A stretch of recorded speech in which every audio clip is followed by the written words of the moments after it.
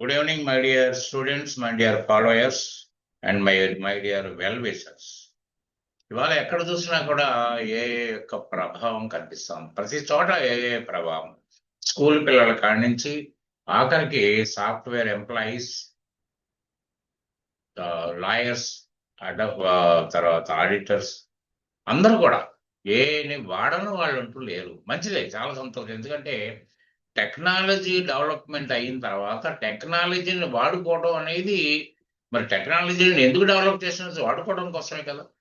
కానీ ఆ వాడుకునే విధానం ఎలా ఉండాలనేది ఇక్కడ ముఖ్యమైన పాయింట్ ఇక్కడ. ఎందుకంటే ఇవాళ ఒకప్పుడు మా రోజుల్లో మేము మొదటి పేజీ నుంచి లాస్ట్ పేజీ వరకు గుర్తుంటేనే యాన్యువల్ ఎగ్జామ్ని అటెంప్ట్ చేయగలిగిన వాళ్ళం.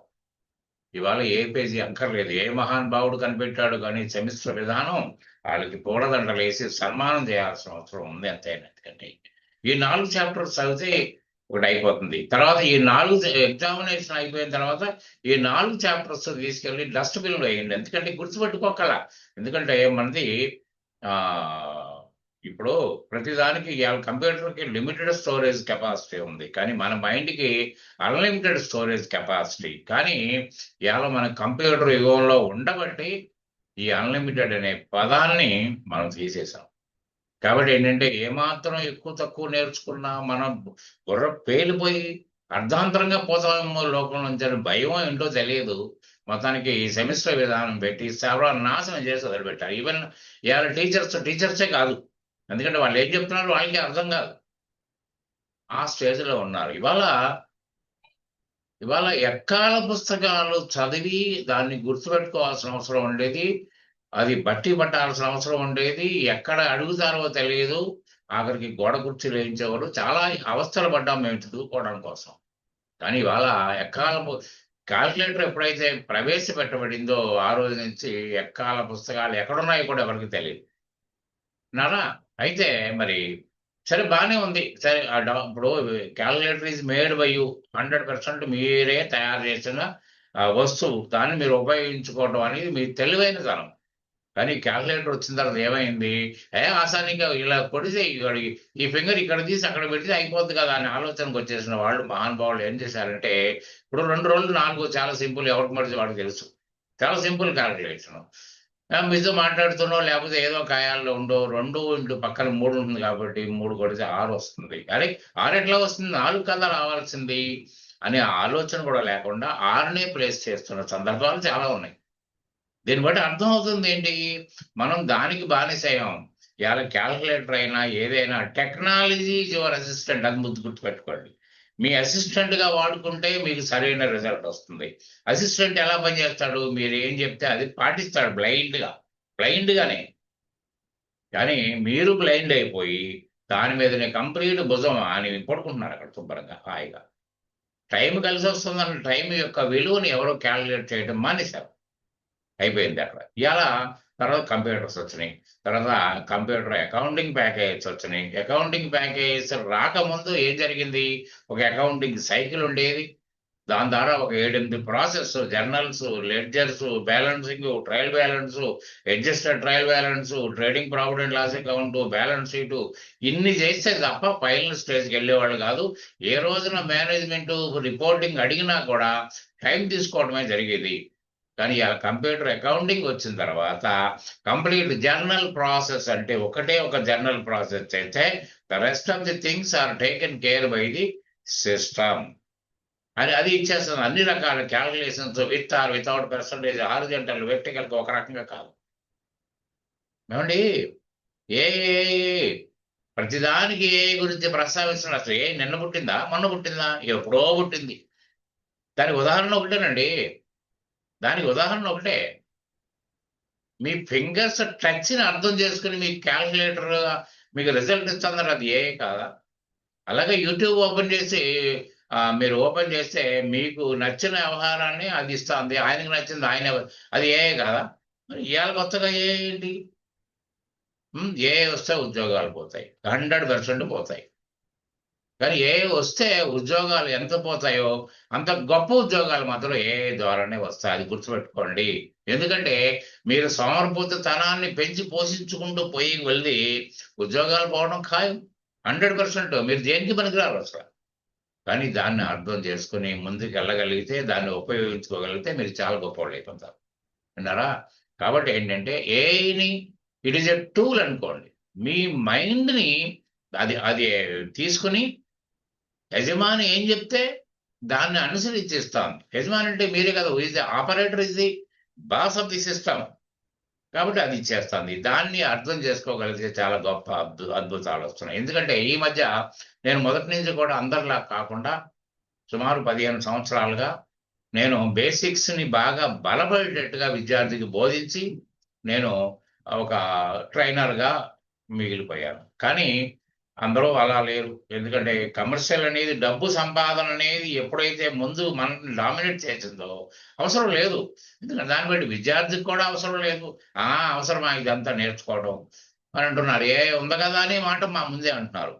కానీ నేను అలా కాదు. ఏఐకి మనకి ఉన్న డిఫరెన్స్ ఏంటి అన్నారా? ట్రైనర్ రీజనింగ్ చెప్పగలుగుతాడు, ఏఐ రిజల్ట్ ఇస్తుంది. మరి రిజల్ట్కి రీజనింగ్ చెప్పకపోతే మీరు ఫెయిల్ అవుతారు కదా.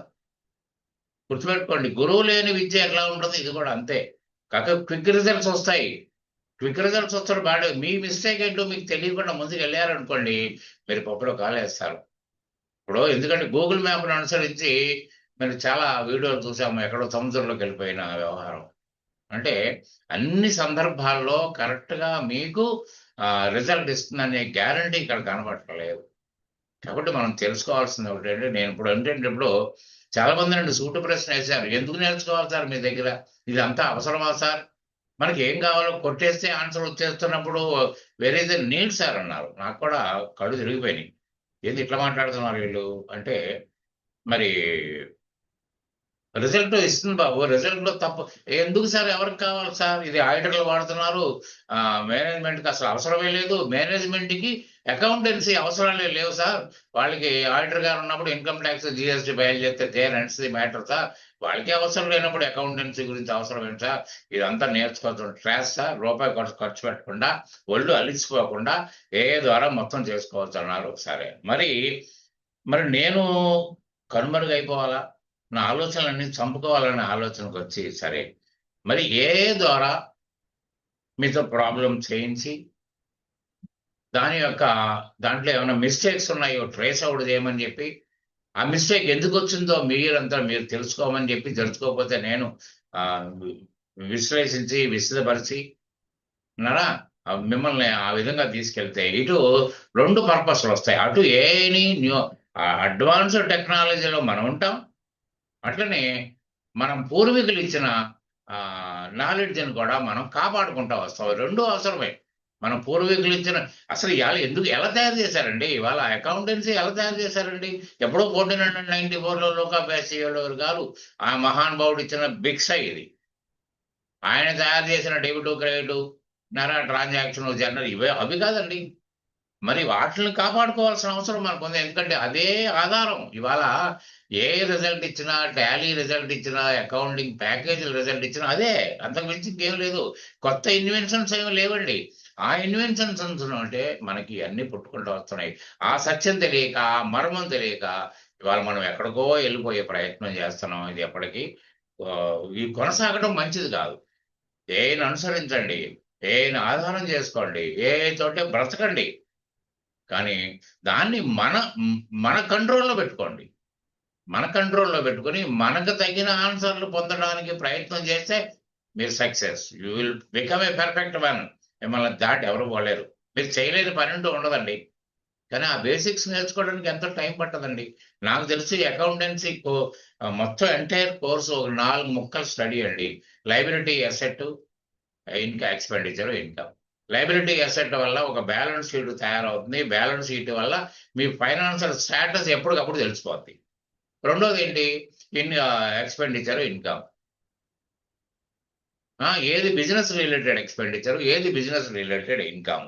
తర్వాత మీరు ఊహించినది లాభాలు వస్తున్నాయా, రావట్లేదు, రాకపోవడం గల కారణం ఏంటి, ఇవన్నీ చెప్పేది expenditure income statement. That is nothing but trading profit and loss account, the result.